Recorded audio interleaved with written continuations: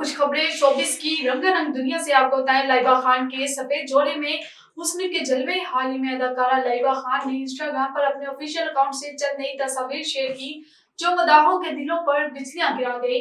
मज़कूरा तस्वीर में अदाकारा ने सफेद रंग का सादा गाउन जेब तन कर रखा है और दिलकश अदाओं से मदाहों की तवज्जो अपनी तरफ मबजूल कर रही हैं।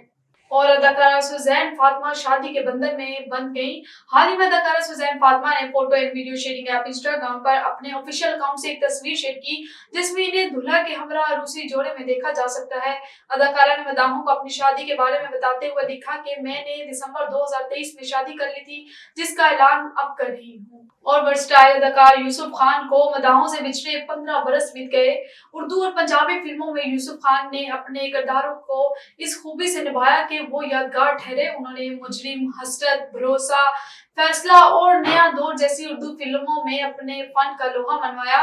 2006 में हुकूमत पाकिस्तान ने यूसुफ खान को सदारती तमगा बराए हुस्ने कारकर्दगी से नवाजा।